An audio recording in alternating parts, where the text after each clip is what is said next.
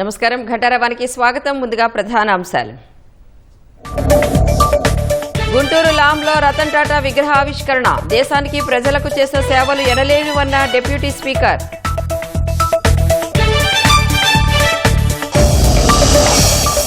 బాపట్లలోని సూర్యలంక రోడ్డులో తేనెటీగల దాడి. 15 మంది స్థానికులకు గాయాలు.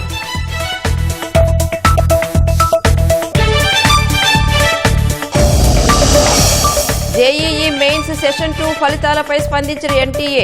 మధ్యాహ్నం 2 తర్వాత ఫైనల్ కి ఇస్తామని ప్రకటన.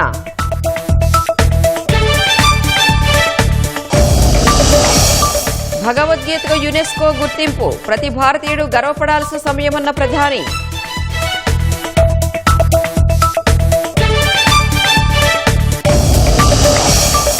అమెరికా ఎఫ్బీఐ అదుపులో గ్యాంగ్స్టర్ హ్యాపీ పాసియా. పంజాబ్లో జరిగిన గ్రెనేడ్ దాడులతో సంబంధం ఉన్నట్లు ఆరోపణలు.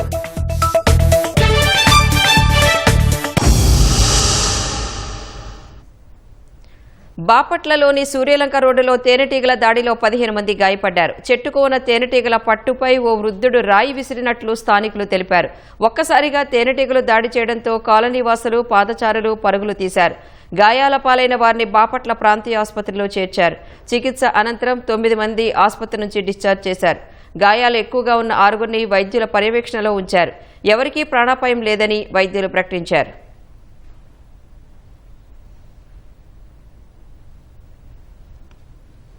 జనం ఓట్లతో వైసీపీ చీటీ చింపేసినా ఆ పార్టీ నాయకులకు జ్ఞానం రాలేదన్నారు మంత్రి సవిత. సత్యసాయి జిల్లా పెనుకొండ మండలం మోటువారిపల్లెలో తార్ రోడ్డు నిర్మాణానికి మంత్రి భూమి పూజ చేశారు. కొన్ని రోజులుగా గోశాల పేరుతో వైసీపీ రాద్ధాంతం చేస్తోందని మంత్రి మండిపడ్డారు. కూటమి ప్రభుత్వం అధికారంలోకి వచ్చాక జరుగుతున్న అభివృద్ధి చూడాలని వైసీపీ నేతలకు పిలుపునిచ్చారు.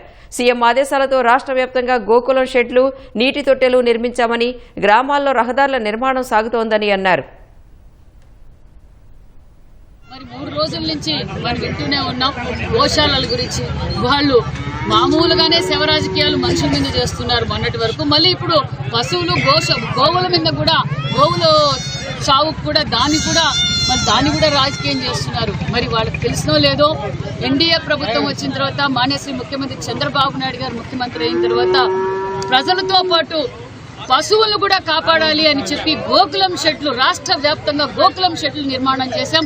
అంతేకాకుండా ఎండాకాలం వచ్చింది, గోవులు కావచ్చు, పశువులు మంచినీటికి ఇబ్బంది పడుతున్నాయి, తాగడానికి ఇబ్బంది పడుతున్నాయి. ఇలా గోకులం పశువులు తొట్టు కూడా కట్టించిన ప్రభుత్వం ఎన్డీఏ ప్రభుత్వం అన్న విషయాన్ని తెలియజేస్తూ ఈ శవ రాజకీయాలు చేసేది మానేసి, ప్రజలు ఎలాగో మీ చీటీ చింపేశారు, ప్రజలకు అర్థమైపోయింది. ఎన్డీఏ ప్రభుత్వం వచ్చిన తర్వాత తిరుపతి దర్శనాలు ఎలా జరుగుతున్నాయి, తిరుపతిలో ప్రసాదాలు ఎలా దొరుకుతున్నాయి, తిరుపతిలో ఉన్న వారికి వసతి ఏ విధంగా ఏర్పాటు చేశాం, తిరుపతిలో వచ్చిన దర్శనానికి కలియుగ దైవం వెంకటేశ్వర స్వామి దర్శనం ఏ విధంగా జరుగుతా ఉంది, అదే విధంగా గోశాలలో ఏ విధంగా కార్యాచరణ, దాని గోశాలకు కావాల్సిన అభివృద్ధి కార్యక్రమాలు ఏ విధంగా చేశారో తిరుపతిలో ఉన్న, తిరుమలలో ఉన్న ప్రజలను అడిగితే తెలుస్తుంది.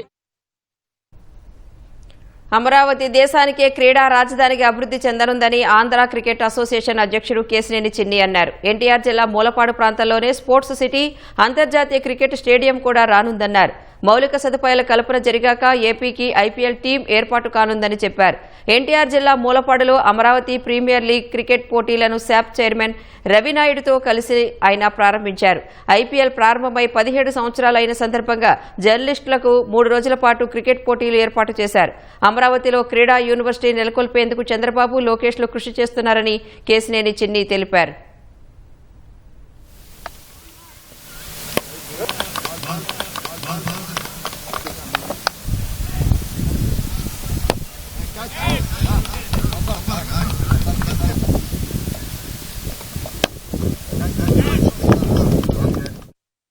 గత 17 సంవత్సరాల క్రితం ఇదే రోజున ఐపీఎల్ స్టార్ట్ అయింది.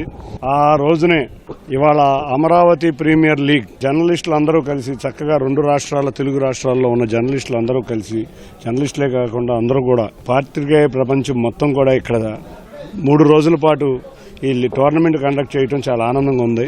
ఈ ప్రాంతం రేపు రాబోయే కాలంలో క్రీడా రాజధానిగా పేరు పొందే ప్రాంతంలో మీరు ఇవాళ ఏపీఎల్ ప్రీమియర్ లీగ్ చేయబోతున్నారు. తప్పకుండా ఈ ప్రాంతంలో చక్కటి స్టేడియంలు అంతేకాకుండా చక్కటి స్పోర్ట్స్ సిటీ వచ్చి స్పోర్ట్స్ యూనివర్సిటీ కూడా వచ్చే విధంగా గౌరవ ముఖ్యమంత్రి నారా చంద్రబాబు నాయుడు తీవ్రంగా కృషి చేస్తున్నారు. ఆ కృషిలో భాగంగానే మన గౌరవ మంత్రి నారా లోకేష్ గారు ఐసీసీ చైర్మన్ జయశేఖర్తో కూడా మాట్లాడి ఇక్కడ మంచి స్టేడియం కావాలని అడిగారు. తప్పకుండా సహకరిస్తామని వారు చెప్పారు ప్రిలిమినరీగా. ఈ కృషి అంతా తప్పకుండా చేసి ఇక్కడ ఉన్న ఈ ప్రాంతం అంతా కూడా మంచి క్రీడా రాజధానిగా, ఇవాళ అమరావతి రాజధానిలో ఒక క్రీడా రాజధాని కావాలి. ఇన్ఫ్రాస్ట్రక్చర్ వస్తాయి. ఇవాళ ఏయో పెద్ద నగరాల్లో ఉండే ఐపీఎల్ మన దానికి వాళ్ళంతటా వాళ్ళు వచ్చే విధంగా మనం ఇన్ఫ్రాస్ట్రక్చర్ డెవలప్ చేస్తే వాళ్లే వస్తారు. తప్పకుండా రాబోయే రోజుల్లో ఇటువంటి ఇన్ఫ్రాస్ట్రక్చర్ వచ్చి ఆంధ్రప్రదేశ్ రాష్ట్రానికి కూడా ఒక ఐపీఎల్ టీం వచ్చే విధంగా కృషి చేస్తామని తెలియజేస్తాం. కింది లెవెల్ నుంచి అంటే ప్రైమరీ స్కూల్స్ నుంచి పిల్లల్ని క్రీడల్లో ఇన్వాల్వ్ చేసి వాళ్ళ పోటీతత్వం పెంచాలన్న ఆలోచనతో ఇట్లా sports authority, Andhra cricket association, education department ముఖ్యంగా లోకేష్ గారు ఇట్లా ముఖ్యమంత్రి గారి సూచనతో సమన్వయంతో ముందుకెళ్తున్నాం. ఖచ్చితంగా ఈ రాష్ట్రం మిగతా రాష్ట్రాలకి ఒక మార్గదర్శకంగా క్రీడల్లో ఉంటుంది. దాని తగ్గట్టుగా స్పోర్ట్స్ పాలసీ ప్రకటించడం జరిగింది. భవిష్యత్తులో కూడా మేము జర్నలిస్టులకు కూడా ఒక అప్పీల్ చేస్తున్నాం. మీ పిల్లలు కూడా క్రీడల్లో రాణించాలంటే మీకు ప్రత్యేకంగా మీకు కూడా ఎవరైతే ఆ పిల్లలకి ఫ్రీ కోచింగ్ కూడా ఇస్తామని కూడా తెలియజేసుకుంటున్నాం. ఇళ్లు, ఆఫీసులో పనికి రాకుండా పడి ఉన్న ఎలక్ట్రానిక్ వస్తువుల సేకరణకు గుంటూరు నగరపాలక సంస్థ నడుం బిగించింది. స్వచ్ఛాంధ్రలో భాగంగా ఈ నెల 19న ఈ వేస్ట్ సేకరణ కార్యక్రమం నిర్వహిస్తున్నట్లు కమిషనర్ పులి శ్రీనివాసులు వెల్లడించారు. ప్రజలు తమ ఇళ్లలో పాడైపోయిన ఎలక్ట్రానిక్స్ వస్తువులు తెచ్చి ఇచ్చి రసీదు పొందాలని సూచించారు. ప్రపంచానికి ప్లాస్టిక్తో పాటు ఈ వేస్ట్ కూడా పెను ప్రమాదంగా మారుతోందని, అందుకే ఆ వస్తువులు సేకరించి శాస్త్రీయంగా రీసైక్లింగ్కు పంపించనున్నట్లు వివరించారు. ప్రజలందరూ కూడా ఈ అవకాశాన్ని సద్వినియోగం చేసుకొని మీ దగ్గర ఉన్నటువంటి ఈ వేస్ట్ మెటీరియల్ అంతా కూడా ఇటు జిఎంసీ మెయిన్ ఆఫీస్ కానీ, సర్కిల్ ఆఫీస్ కానీ, అదే మాదిరిగా మనము కొన్ని ఏరియాస్ విలేజ్ సెక్రటేరియట్స్లో కొన్ని ఏరియాస్లో మనం సెంటర్స్ పెట్టిపోతున్నాం. వాటన్నిటిలో కూడా మీరు హ్యాండ్ అవుట్ చేసి రసీదు పొందాలి. ఇది ఉదాహరణకి వాళ్ళు అప్పుడప్పుడు స్కీమ్స్ పెడతా ఉంటారు. మీరు ఎక్స్చేంజ్ ఆఫర్ లాగా, సో మీ దగ్గర ఓల్డ్ మిక్సీ ఉంటే తీసుకొచ్చి ఇవ్వండి, మేము కొత్తది రీప్లేస్ చేస్తాం కొంత అమౌంట్ ఇచ్చి. ఇట్లాంటివి కూడా రేపటి రోజున 19వ తేదీన కమర్షియల్ ఎస్టాబ్లిష్మెంట్ కూడా విరివిగా టేకప్ చేయొచ్చు. చేసేస్తే ఆ పాత మెటీరియల్ ఏదైతే ఉందో ఆ మెటీరియల్ అంటే పెద్ద ఎస్టాబ్లిష్మెంట్ కమర్షియల్ యూనిట్స్ అయితే డెఫినెట్గా వాళ్ళకి ఆ ప్రాసెస్ ఐడియా ఉంటుంది. వాళ్ళు కూడా ఇలాంటి కార్యక్రమాలు చేపడితే తద్వారా ఎలక్ట్రానిక్ ఈ వేస్ట్ మెటీరియల్ అంతా కూడా మన జిల్లాలో అదే నగరపాలక సంస్థలో ఒకేసారి క్లీన్ చేయొచ్చు. వైసీపీ సోషల్ మీడియా కార్యకర్త పాలేటి కృష్ణవేణికి గురజాల కోర్టు 14 రోజుల రిమాండ్ విధించింది. దీంతో పోలీసులు ఆమెను గుంటూరు సబ్ జైలుకు తరలించారు. పల్నాడు జిల్లా గురజాల ప్రభుత్వ ఆసుపత్రిలో వైద్య పరీక్షల అనంతరం ఆమెను గురజాల న్యాయస్థానంలో పోలీసులు హాజరుపరిచారు. కోర్టు రిమాండ్ విధించడంతో గురువారం రాత్రి గుంటూరు సబ్ జైలుకి తరలించారు. సామాజిక మాధ్యమాల్లో అభ్యంతరకర పోస్టులు పెట్టిన కేసులో కృష్ణవేణిని హైదరాబాద్లో దాచేపల్లి పోలీసులు అరెస్టు చేశారు. తిరుమల తిరుపతి దేవస్థానం మాజీ చైర్మన్ భూమన కరుణాకర్ రెడ్డిపై ఎస్వీయు పోలీస్ స్టేషన్లో కేసు నమోదైంది. టీటీడీ గోశాలపై అసత్య ఆరోపణలు చేసి భక్తుల మనోభావాలు దెబ్బతీశారని ఆయనపై పాలక మండలి సభ్యుడు భానుప్రకాష్ రెడ్డి జిల్లా ఎస్పీ హర్షవర్ధన్ రాజుకు 2 రోజుల కిందట ఫిర్యాదు చేశారు. న్యాయ సలహా తీసుకున్న పోలీసులు గురువారం రాత్రి భూమనపై పలు సెక్షన్ల కింద కేసు నమోదు చేశారు. నెల్లూరు జిల్లా కావలిలో దొంగలు బీభత్సం సృష్టించారు. తాళాలు వేసి ఉన్న ఇళ్లను లక్ష్యంగా చేసుకుని చోరీకి పాల్పడ్డారు.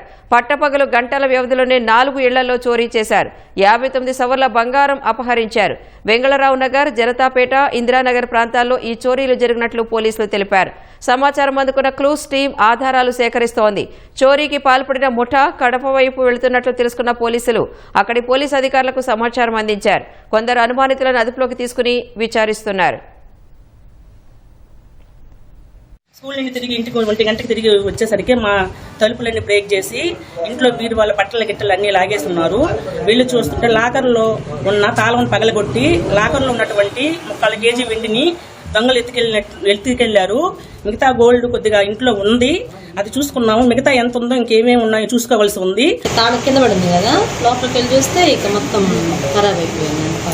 సంగతి అర్థమైపోయింది. నేను మా సార్కి ఫోన్ చేసి మేడంకి చెప్పాను. తర్వాత 100 డైరీ చెప్తే వాడు ఇంట్లోనా 2 మంది ఉంటాను. మా పిల్లలు హాస్టల్లో ఉంటారు. ఎంత పోయింది ఎంత 9 సేవలు డబ్బులు? ఒక Maruti white colour Swift Dzire car black స్టిక్కరింగ్తో ఉన్నది, అంటే గ్లాసెస్. ఈ కారులో ఒక టీము నేరాలు చేస్తూ తిరుగుతుందని చెప్పి సమాచారం ఉంది. దీనికి తగ్గట్టుగా మేము కూడా కొన్ని స్పెషల్ టీమ్స్ ఫామ్ చేసి అవుట్స్కట్స్లో ఇట్లాంటి వెహికల్స్ ఎక్కడ కనిపిస్తాయని చెప్పి చెక్ చేస్తూనే ఉన్నాము. ఈ 3 ఇళ్లలో వాళ్ళు అటెంప్ట్ చేశారు. అందులో 2 ఇళ్లలో ప్రాపర్టీ పోయినట్టుగా పోయినట్టుగా ఏం చెప్పలేదు. బట్ ఒక ఇంట్లో మాత్రం 47 గోల్డ్ 40,000 క్యాష్ పోయినట్టుగా చెప్తున్నారు. క్లూస్ టీము అందువే నెల్లూరు నుంచి వస్తుంది. ఫింగర్ ప్రింట్స్ అట్లాగే మేము ఎన్ రూట్లో ఉన్న సీసీ కెమెరాలని కూడా చెక్ చేస్తున్నాము. దాని ద్వారా కూడా మేము ఆ వెహికల్ని కేసుని అరెస్ట్ చేసి సాధ్యమైనంత త్వరగా ఈ కేసు డిటెక్ట్ అయ్యే విధంగా మేము ప్రయత్నం చేస్తాం. మద్యం కుంభకోణం కేసులో సిట్ విచారణకు మాజీ ఎంపీ విజయసాయిరెడ్డి మధ్యాహ్నం 2 గంటలకు హాజరయ్యే అవకాశం ఉన్నట్లు తెలిసింది. వాస్తవానికి ఆయన నిన్నే విచారణకు వస్తానని సిట్కు సమాచారం ఇచ్చినప్పటికీ గైర్హాజరయ్యారు. అనివార్య కారణాల వల్ల గురువారం రాలేకపోతున్నానని, శుక్రవారం విచారణకు హాజరవుతానంటూ సిట్కు సమాచారం ఇచ్చారు. మద్యం కుంభకోణంలో సాక్షిగా ఆయన్ను విచారణకు పిలుస్తూ ఈ నెల 15న సిట్ నోటీసులు ఇచ్చింది. 18న విచారణకు రావాలని పేర్కొనగా తాను 17నే వస్తానంటూ విజయసాయిరెడ్డి తొలుత సమాచారం ఇచ్చారు. చెప్పినట్లు గురువారం హాజరు కాలేదు. తాను రావట్లేదంటూ గురువారం మధ్యాహ్నం 12 గంటలకు అధికారులకు సమాచారం ఇచ్చారు. కాకినాడ పోర్ట్ సెజ్లో వాటాలు బలవంతంగా లాగేసుకున్న కేసులో గత నెల 12న సిఐడి విచారణకు హాజరైన విజయసాయిరెడ్డి మద్యం కుంభకోణంలో కర్త కర్మ క్రియ రాజ్ కసిరెడ్డేనని, దీనికి సంబంధించి చెప్పాల్సి వస్తే మరిన్ని వివరాలు భవిష్యత్తులో వెల్లడిస్తానని ప్రకటించారు. ఈ నేపథ్యంలో ఆయన విచారణపై ఆసక్తి నెలకొంది. లోకానికి శాంతి దూతగా వచ్చిన యేసుక్రీస్తుకు కల్వరిగిరిపై సిలువ వేసిన శుక్రవారం రోజును గుడ్ ఫ్రైడేగా నిర్వహిస్తామని ముఖ్యమంత్రి చంద్రబాబు తెలిపారు. శరీరంలోకి మేకులు దించిన సమయంలో కూడా ఆ దేవదూత శాంతినే ప్రబోధించారని, అందుకే ఆయన చూపిన మార్గం అనుసరణీయమని అన్నారు. క్రీస్తు త్యాగాన్ని స్మరించుకుంటూ ఆయన బోధనలు పాటిస్తూ సర్వమానవ సమానత్వాన్ని, శాంతిని నెలకొల్పేందుకు కృషి చేద్దామని చంద్రబాబు ఆకాంక్షించారు. మానవాళిని పాపాల నుంచి విముక్తం చేయడానికి ప్రభువైన యేసుక్రీస్తు సిలువ ఎక్కారని మంత్రి నారా లోకేష్ అన్నారు. తన రక్తాన్ని చిందించి మనుషుల పాపాలను, దోషాలను ప్రక్షాళన చేశారని చెప్పారు. శాంతి, క్షమల సందేశాన్ని తన త్యాగంతో యేసుక్రీస్తు చాటి చెప్పిన పవిత్రమైన రోజే గుడ్ ఫ్రైడే అని తెలిపారు.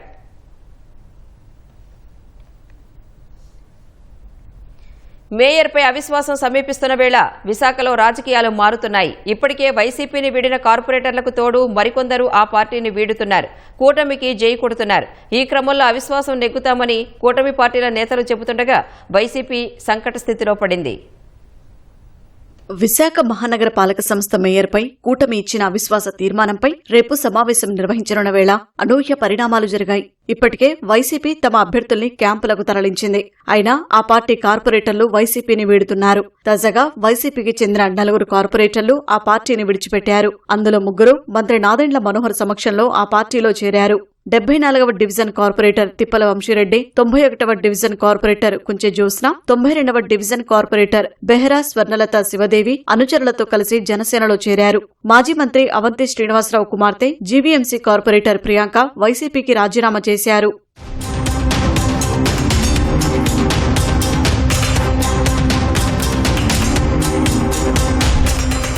మొత్తం 98 మంది కార్పొరేటర్లు ఉండగా ఎమ్మెల్యే వంశీకృష్ణ రాజీనామాతో 21వ డివిజన్ స్థానం ఖాళీ అయ్యింది. దీంతో 97 మంది కార్పొరేటర్లే ఉన్నారు.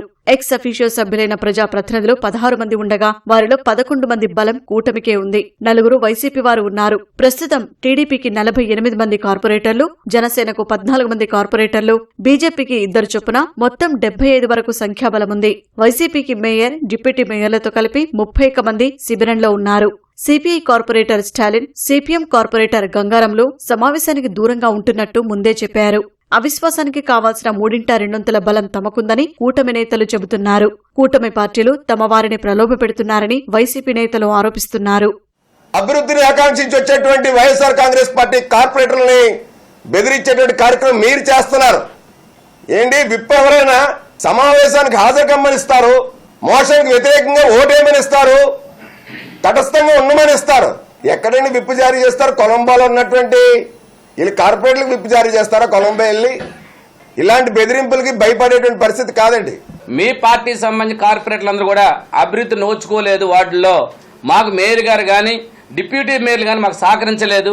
మేము పార్టీ మారుతాం, మాకు అభివృద్ధి కావాలి, కూటమిలోనైతే మాకు అభివృద్ధి చెందుతున్న ఆలోచనతో ఈరోజు వాళ్ళు స్వతహాగా వచ్చారు. రేపు జరగనున్న సమావేశానికి అన్ని ఏర్పాట్లు చేసినట్లు కలెక్టర్ తెలిపారు. భగవద్గీతకు అరుదైన గుర్తింపు లభించింది. భగవద్గీతతో పాటు భరతముని రచించిన నాట్య శాస్త్రానికి యునెస్కో మెమరీ ఆఫ్ వరల్డ్ రిజిస్టర్లో చోటు దక్కింది. ఈ నెల 17న కొత్తగా 74 డాక్యుమెంటరీలు యునెస్కో మెమరీ ఆఫ్ వరల్డ్ రిజిస్టర్లో చేరాయి. మొత్తం సంఖ్య 570కి చేరింది. అత్యుత్తమ విలువలు కలిగిన భగవద్గీత సంరక్షణకు యునెస్కో నిర్ణయం దోహదం చేయనుంది. ఈ విషయాన్ని వెల్లడిస్తూ ప్రధాని నరేంద్ర మోదీ హర్షం వ్యక్తం చేశారు. ఇది ప్రపంచవ్యాప్తంగా ఉన్న ప్రతి భారతీయుడు గర్వించదగిన విషయమన్నారు.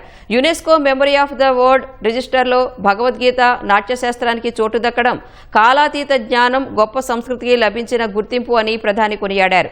భగవద్గీత, నాట్యశాస్త్రం శతాబ్దాలుగా నాగరికతను, చైతన్యాన్ని పెంపొందించడంతో పాటు ప్రపంచానికి స్ఫూర్తినిస్తూనే ఉన్నాయని తెలిపారు. ఉగ్రవాదులతో సంబంధాలు కలిగిన మోస్ట్ వాంటెడ్ గ్యాంగ్స్టర్ హ్యాపీ పాసియా అమెరికాలో పట్టుబడ్డాడు. FBI అదుపులో ఉన్నట్లు తెలుస్తోంది. పంజాబ్లో 14 గ్రెనేడ్ దాడులతో అతడికి సంబంధం ఉన్నట్లు ఆరోపణలు ఉన్నాయి. గత 7 నెలల్లో పంజాబ్లో 16 గ్రెనేడ్ దాడులు జరగగా 14 ఘటనలతో పాసియా ప్రమేయం ఉన్నట్లు దర్యాప్తు అధికారులు తేల్చారు. ముఖ్యంగా పోలీస్ పోస్టులు, ప్రార్థనా మందిరాలు, ఇటీవల బీజేపీ నేత మనోరంజన్ కాలియా సహా ప్రముఖుల ఇళ్లపై దాడులు జరిగాయి. దర్యాప్తులో హ్యాపీ పాసియా పేరు తెరపైకి వచ్చింది. పాసియాపై 5 లక్షల రివార్డు కూడా ఉంది. ఈ ఏడాది ప్రారంభంలో బబ్బర్ కల్సా ఇంటర్నేషనల్ ఉగ్ర సంస్థకు చెందిన 4గురిపై NIA కేసులు పెట్టింది. ఈ జాబితాలో పాసియాతో పాటు పాక్కు చెందిన హర్వీందర్ సింగ్ సంధు పేరు కూడా ఉంది.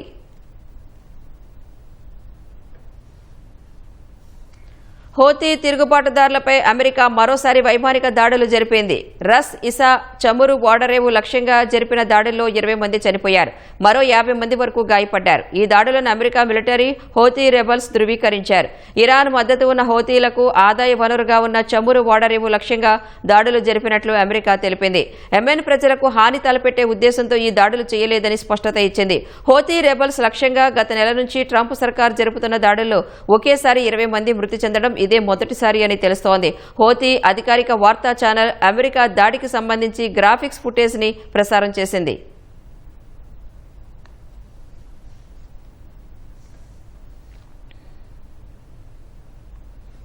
వైసీపీ హయాంలో రాష్ట్రంలో జరిగిన మద్యం కుంభకోణంలో కీలక పరిణామం చోటు చేసుకుంది. దందాలో సంపాదించిన నల్లధనాన్ని వైట్గా మార్చేందుకు మాజీ మంత్రి పెద్దిరెడ్డి కుటుంబ సంస్థ PLR ఖాతాను వినియోగించినట్లు సిట్ అనుమానిస్తోంది. ఈ మేరకు 2019 అక్టోబర్ నుంచి 2024 మే వరకు లావాదేవీల వివరాలు ఇవ్వాలని సంబంధిత బ్యాంక్ మేనేజర్కు నోటీసులు ఇచ్చింది. అటు 19న విచారణకు హాజరు కావాలని మిథున్ రెడ్డికి మరోసారి తాకీదులు పంపించారు. వైసీపీ ప్రభుత్వంలో పార్టీలో నంబర్ 2గా అధికారం చెలాయించిన మాజీ మంత్రి పెద్దిరెడ్డి రామచంద్రారెడ్డి కుటుంబ సంస్థ అయిన PLR projects private limited bank ఖాతా నుంచి అనుమానాస్పద లావాదేవీలు జరిగినట్లు మద్యం కుంభకోణంపై దర్యాప్తు చేస్తున్న సిట్ గుర్తించింది. జగన్ పాలనలో నూతన మద్యం విధానం అమల్లోకి వచ్చిన 2019 అక్టోబర్ 1 నుంచి 2024 మే 31 మధ్య ఆ సంస్థ బ్యాంకు ఖాతా నుంచి జరిగిన లావాదేవీలన్నింటినీ విశ్లేషిస్తోంది. గత ప్రభుత్వ హయాంలో చోటు చేసుకున్న 1000 కోట్ల విలువైన మద్యం కుంభకోణానికి ఈ లావాదేవీల సంబంధం ఉన్నట్లు భావిస్తోంది. నల్లధనాన్ని వైట్ గా మార్చేందుకు ఈ ఖాతా ఉపయోగించినట్లు అనుమానిస్తోంది. ఈ నేపథ్యంలోనే PLR ప్రాజెక్ట్స్ ప్రైవేట్ లిమిటెడ్ కు చెందిన ఖాతా నంబర్ 20092501613 నుంచి 2019 అక్టోబర్ 1 నుంచి 2024 మే 31 మధ్య జరిగిన లావాదేవీలతో పాటు ఆ ఖాతాకు సంబంధించిన KYC, ఫోన్ నంబర్ సహా సమగ్ర వివరాలన్నీ ఇవ్వాలంటూ గత నెల 18నే విజయవాడలోని బ్యాంక్ ఆఫ్ మహారాష్ట్ర మేనేజర్ కు నోటీసులిచ్చింది. అవి తాజాగా వెలుగు చూశాయి. మనీ ట్రయల్లో భాగంగా సిట్ ఈ వివరాలన్నింటినీ సేకరించి విశ్లేషిస్తోంది. PLR ప్రాజెక్ట్స్ ప్రైవేట్ లిమిటెడ్ లో మిథున్ రెడ్డి తల్లి స్వర్ణలత, భార్య లక్ష్మీ దివ్యారెడ్డికి వాటాలున్నాయి. 2024 సార్వత్రిక ఎన్నికల నామినేషన్ సందర్భంగా మిథున్ రెడ్డి ఎన్నికల సంఘానికి సమర్పించిన అఫిడవిట్ లో తన భార్య లక్ష్మీ దివ్యారెడ్డికి PLR ప్రాజెక్ట్స్ లో వాటాలున్నట్లు చూపించారు. మిథున్ రెడ్డి తల్లి స్వర్ణలత 2024లో పుంగనూరు నుంచి పోటీకి నామినేషన్ వేసినప్పుడు సమర్పించిన అఫిడవిట్ లోనూ PLR ప్రాజెక్ట్స్ లో తనకు వాటాలున్నట్లు పేర్కొన్నారు.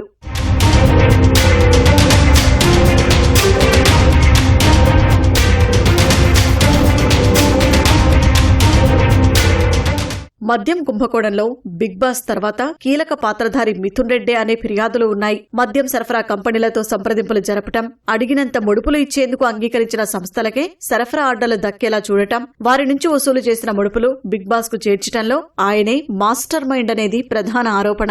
కసిరెడ్డి రాజశేఖర రెడ్డిని ముందు పెట్టి ముడుపుల వసూళ్ల కోసం 7 అంచెల హవాలా నెట్వర్క్ రూపొందించి దాన్ని పర్యవేక్షించారని ఫిర్యాదులు ఉన్నాయి. ఈ కుంభకోణంలో మిథున్ రెడ్డి ప్రమేయంపై సిట్ ఇప్పటికే కీలక సమాచారం సేకరించింది. ఈ నెల 18న విచారణకు రావాలంటూ సిట్ అధికారులు మిథున్ రెడ్డికి తొలుత నోటీసులిచ్చారు. దాని ప్రకారం ఆయన శుక్రవారం విచారణకు హాజరు కావాల్సి ఉంది. ఈలోగా తన విచారణను ఆడియో వీడియో రికార్డు చేయాలంటూ ఆయన హైకోర్టును ఆశ్రయించగా దాన్ని కోర్టు తిరస్కరించింది. ఈ నెల 19న విజయవాడ కమిషనరేట్లోని సిట్ కార్యాలయంలో విచారణకు సాక్షిగా హాజరు కావాలంటూ తాజాగా గురువారం సిట్ మరోసారి ఆయనకు నోటీసులిచ్చింది. మిథున్ రెడ్డితో పాటు కొన్ని డిస్టిలరీల యజమానులను కూడా అదే రోజు విచారణకు పిలిచింది. వారందర్నీ కలిపి విచారించే అవకాశముంది. ధరలుంటే మిరప ఎర్ర బంగారమే. చీడపీడలతో దిగుబడులు తగ్గినా, అంతర్జాతీయ ఒడిదుడుకులతో డిమాండ్ లేక ధరలు పతనమైనా అది మిరప రైతుల్ని కోలుకోలేని దెబ్బతీస్తుంది. ఈ ఏడాది పరిస్థితి అదే. గతేడాది ఫిబ్రవరి వరకు క్వింటాల్కు 20,000కు పైగా లభించిన ధర తర్వాత క్రమంగా తగ్గుతూ 9 నుంచి 13,000 మధ్యకు తగ్గిపోయింది. పంట విక్రయిస్తే వచ్చే డబ్బులు, కూలీల ఖర్చులు, ఎరువుల దుకాణాలకే సరిపోవటం లేదని రైతులు వాపోతున్నారు.